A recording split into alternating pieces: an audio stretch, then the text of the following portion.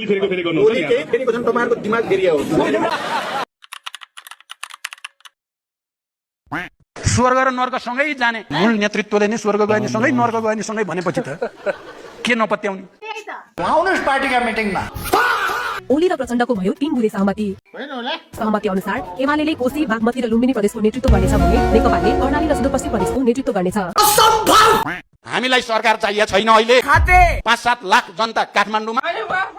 अनि हरेक सदरमुखमा 1 लाख 1.5 लाख 1 लाख उतारेर गर्यो भने एकै दिनमा उल्ट्याउन सकिँदैन त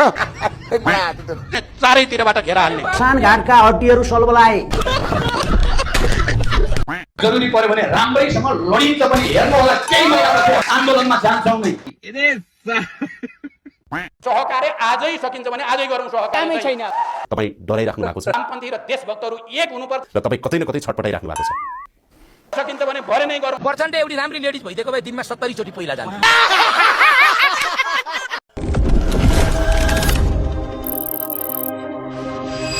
सुरु गरौँ हुइज केपी ओली तपाई जस्तो ठग तपाईको नाटक सबभन्दा नजिकबाट यो 3 वर्षमा मैले चिने तपाईलाई के ठान्या छ मलाई केपी ओलीले भगवान युद्धको नेतृत्व गरे आउँ भनेर केपी जी यति ठुलो भनिराख्नु भएको छ आफूले मैले हाम्रो घरको एउटा तिल्के भन्ने गुरु थियो त्यो सम्झे उहाँलाई लाग्छ ट्रम्प के ठुलो मै ठुलो टप फाडेर फर्किएको चङ्गेस खाँ जस्तो पाँचै ल्याएको चाहिँ के भने 15 वटा रागा रागा नै हो मुर्रा मुर्रा पुरा यो टेलर मात्रै हो हेर्दै जानु सिंगल फिल्म देखिन्छ सधैँ टेलर मात्रै किन प्रचण्डजी हो नि हो त्यसमा चलाउनुस् न तपाईको हालमा भन किन रित्तै सिंगल फिल्म देखिने वाला छ केपी जी देख्नुभयो निसन्तान भइन मेरा सन्तान भयो मेरो गल्ती हो केपी ओलीका छोराछोरी छैनन् मेरो गल्ती हो त केपी ओली जस्ता भेडाहरूको संगत गरियो 2-3 वर्ष 30-40 वर्ष अलिअलि भेडा जस्ता हामी पनि भाछौँ कि क्या मलाई भेडो भनेको आनन्दै लाग्यो कसरी अलिकति लाज घिन भन्ने त मान्छेमा हुनुपर्छ गोरु नाङ्गो देख्दा मलाई लाज लाग्दैन हतियार बिसाएको मात्रै हो भ्रम नरहोस् चलाउन बिर्सिया छैन त्यस्तै त्यस्तै त हामी हुनु भएन नि कुरा चाहिँ मिठोसँग गर्ने तर भित्र चाहिँ छुरा चाहिँ रोप्ने यस्तो हुनु रहेछ हाम्रो केपीजी आर यु कमेडी मी संविधान गणतन्त्र भविष्य के हुने हो भन्ने हामी चिन्ता गरेका छौँ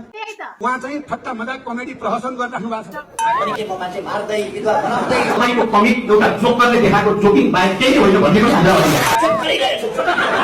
हाँसेकोमा किन फिल गरे होला जोकरमा परिणत हुनु भयो त क्यारे पोलिटिकल जोकर जस्तो लाग्छ नाटकै हो तपाईँहरूले हेर्नुभयो नि जी न्युजको इन्टरभ्यू उहाँले बोलाएको त्यो पनि नाटकै हो नौटंकी नै हो मैले मेरा मित्रको जातिको मन अरुणा लामाको गीतमा भने चाहिँ धेरै पल्ट सिउने कोसिस गरे अगाडिपट्टिबाट मुसारेर पछाडिबाट नमर्दासम्म देशमा उथल-पुथल भइ नै राख्छ। यो सबैजनालाई कुटाइ पुगे तर सबैलाई कुटाइ बराबर भएको भए साइजमा बस्थे हामी मन्त्री हुने प्रधानमन्त्री हुने जोसँग मिलेर हुन्छ जे गरेर हुन्छ मलाई त प्रधानमन्त्री नभइकन त म बस्नै सक्दिनँ त केपीजी फ्ल्याशब्याक 10 वर्षभित्रमा यो देशलाई चाहिँ दक्षिण एसियाको त सबभन्दा अगाडि लान्छौँ जति मान्छे मरेका छन् मैले जिम्मेदारी लिनै पर्छ किनकि माने यो त्यसको योजनाकारको हिसाबले त्यसको नेतृत्वकर्ताको हिसाबले 2000 years later भन्ने गरिन्छ मैले 17,000 मान्छे मारेर आएको साथीहरू र आदरणीय जनसमुदाय यो सत्य होइन यो सत्य होइन प्रचण्डले 17,000 मान्छे मारेर हत्या गरेर ल्याएको व्यवस्था भनेर भन्छ गणतन्त्र हो नि हो अनि मान्छे नमरिकन पृथ्वीनारायण शाहले चाहिँ देश एउटै बना हो र अब कति मरे त्यति बेला कति मारिए अझ कति निर्ममतापूर्वक काटिए भन्ने पनि छ नि त्यसलाई के भन्ने मैं गाली नहीं दे सकता फैमिली देखती है वरना मैं ऐसे प्रधानमन्त्री बालेन शाहज्यूलाई भन्न चाहन्छु कुरा सुन्नु बुढाको आगो ताप्नु मुढाको आउने आउँछन् नआउने आउँदैनन् हामी अगाडि बढ्यौँ रेलगाडी छुटिसक्यो यो चढ्छ नचढ्ने छुट्छ कहाँ छुट्यो साथी संगी कहाँ छुट्यो एक थान सांसद म जहाँबाट नि जित्छु नेपालमा म मात्रै हो अहिले नेपालमा एउटा नेता जो जहाँ गएर चुनाव जित्छ अरू कसैको तागत देखिया छैन अहिलेसम्म यो दुई जिब्रे फटा जाली झेली यो जति अविश्वसनीय मान्छे कोही छैन भनेको यस्तो हुन्छ कमेडीहरू कम्युनिस्ट आन्दोलनमै हुन्छ यस्तो आर यु कमेडी मी हिजो विवाद किन गरिस् त आज किन मिल्न खोजेको भन्ने हुँदैन आजको परिस्थितिले माग गर्छ भने लेनिनले त सुँगुरको खोरमा नि जाने भन्नु भएको छ नि त तपाईँले भनेपछि हो नि केपीको के हो भन्नुहुन्छ त्यो उहाँहरूको कुरा हो उहाँहरूले केपीको ठाउँमा अर्को नेता ल्याउनुहुन्छ ओके तर अहिले त केपी नै हो नि उहाँहरूको पार्टीको अध्यक्ष हामीले कुरा गर्नु पर्यो भने अर्कोसँग गरेर निर्णय त हुँदैन कङ्ग्रेससँग पनि सहकार्य गर्नुपर्छ यो राष्ट्र बचाउनको लागि गणतन्त्र बचाउन संविधान बचाउन गगन थापा नेतृत्वको कङ्ग्रेससँग पनि लगातार संवादमा छौँ हामी हमको पागल बना रहे 2 महिना कस्तो गाह्रो भएको थियो साँच्चै गाह्रो भएको थियो मसँग काम गर्दा काले काले मिलेर खाउँ भाले हुन सक्छ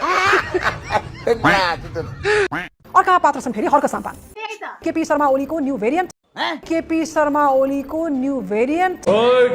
विषय जे होस् हर्कको प्रतिक्रिया तुरुन्तै आइहाल्छ आर यु कमेडी मी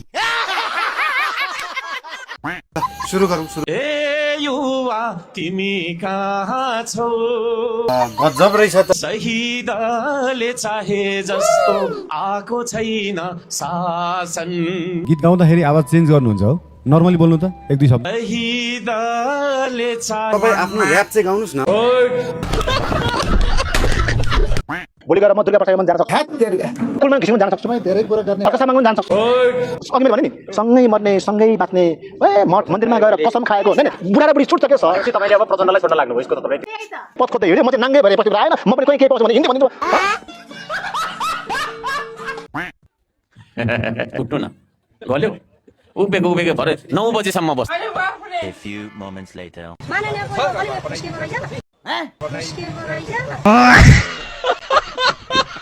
प्रधानमन्त्रीले 10 रुपैयाँ पनि यदि फेसबुकले मलाई राष्ट्रको बारेमा बोल्दाखेरि दिन्छ भने त्यो प्रधानमन्त्रीको मर्यादा विपरीत त्यो पदको मर्यादा विपरीतको कुरा हो भने हाम्रो मान्यता छ जो आन्दोलनमै नआएको मान्छेहरू छ रोडमा उभिन पाएर सुहाउँदैन हामी प्रधानमन्त्री बनाउने प्रधानमन्त्री फाल्ने सरकार बनाउने सरकार गिराउने त्यही नै यति भएपछि हुन्छ भने जस्तो गरी जो हामी चल्यौं गल्ती त्यही नै भयो सबै चोर हो अहिलेसम्म देखेको मान्छेको त्यही चोर मध्येको थोरै चोर चाहिँ पठाउनु गाईलाई घाँस हाल्यो भने दुध दिन्छ भैँसीलाई घाँस हाल्यो भने दुध दिन्छ प्रचण्डलाई के दिएर के दिन्छ प्रधानमन्त्री बालेन शाहज्यूलाई भन्न चाहन्छु ल सुरु गरौँ उहाँले मलाई बोलाएर एकचोटि तपाईले पनि भ्रष्टाचारको विरुद्ध लड्छु भनेर सुरु त गर्नु भएको थियो केले तपाईलाई सफल हुन दिएन भनेर सोधे पनि त हुन्थ्यो तपाईको स्थिरता चाहिँ कहिले हुन्छ प्रधानमन्त्री मरेपछि